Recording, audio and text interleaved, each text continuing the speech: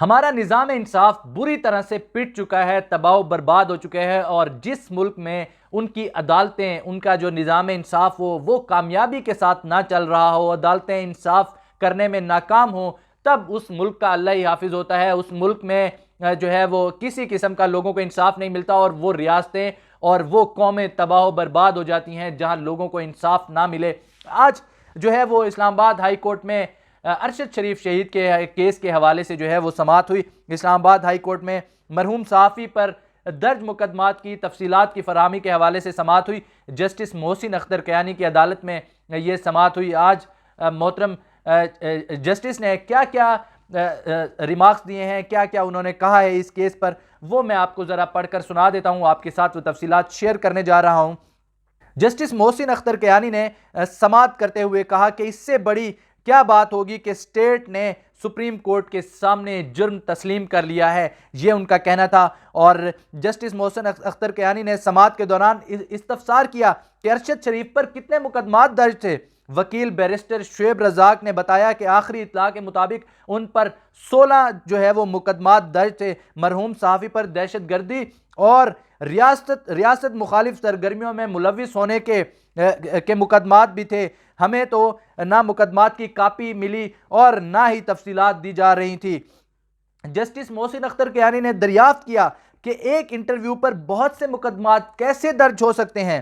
کیا 25 کروڑ عوام نے انٹرویو کے الفاظ سنے تو کیا 25 کروڑ عوام پر مقدمے درج ہوں گے؟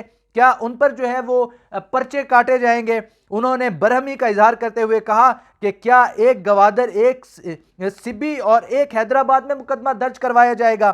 ان کا کہنا تھا کہ اس طرح سے ملک بھر میں مقدمات کا اندراج ایک کھلا مذاق ہے، یہ اختیارات سے تجاوز ہے۔ جو پہلی ایف آئی آر کسی ایکٹ پر ہوگی اس کی ہی پیروی کی جائے گی۔ عدالت نے ریمارکس دیے کہ یہ کام تو بھیڑ بکریوں والا ہی ہے، ایسے ہی عوام سے برتاؤ کیا جاتا ہے۔ ریاستی اداروں کو قانون کے مطابق چلنا چاہیے۔ یہ کہنا بڑا آسان ہے کہ بھارت اور اسرائیل فنڈ جو ہے وہ کر رہے ہیں، لیکن ان عورتوں اور بچوں کو دیکھیں جن کے پیارے 10 سال سے لاپتہ ہیں اور وہ ان کے لیے بیٹھے ہوئے ہیں۔ جسٹس محسن اختر کیانی نے مزید کہا کہ اس سے بڑی کیا بات ہوگی کہ اسٹیٹ نے سپریم کورٹ کے سامنے جرم تسلیم کر لیا ہے۔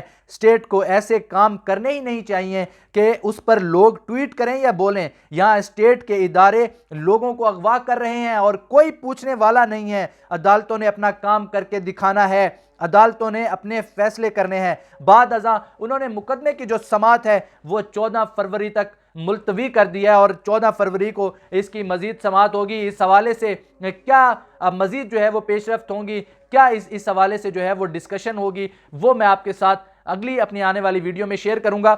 جسٹس محسن اختر کیانی نے ایک اور کیس کی جو ہے وہ سماعت کی، لاپتہ بلوچ طلبہ کی کیس کی سماعت میں جب اسلام آباد ہائی کورٹ میں جسٹس محسن اختر کیانی نے ریمارکس دیے کہ جس دن سائیکل الٹی چلے گی، ایجنسیوں کے لوگوں پر مقدمے چلیں گے، تب جو ہے وہ لوگ جو ہے وہ جبری طور پر گمشدہ نہیں ہوں گے۔ لاپتہ بلوچ طلبہ کیس کی سماعت کے دوران جسٹس محسن اختر کیانی نے یہ ریمارکس دیے، اور یہ آج کے جو ریمارکس تھے وہ انتہائی اہم تھے، اور ریاست کو بھی جو ہے وہ ہوش کے ناخن لینے چاہیے۔ جسٹس محسن اختر کیانی نے مزید کہا کہ جبری گمشدگیاں اس لیے ہوتی ہیں کیونکہ ریاستی ادارے عدالتوں کو نہیں مانتے۔ ایجنسیوں کا اپنا میکنزم ہوگا لیکن انہیں فیصلہ کرنے کی ضرورت ہے۔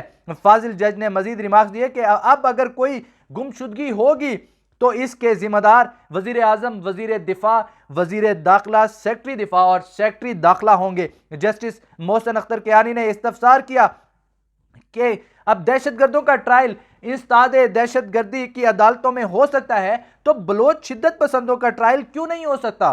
وفاق ایک ہفتے میں بیان حلفی جمع کرائے کہ اب کوئی جبری گمشدگی نہیں ہوگی۔ اسلام آباد ہائی کورٹ نے کیس کی مزید سماعت جو ہے وہ 13 فروری تک ملتوی کر دی۔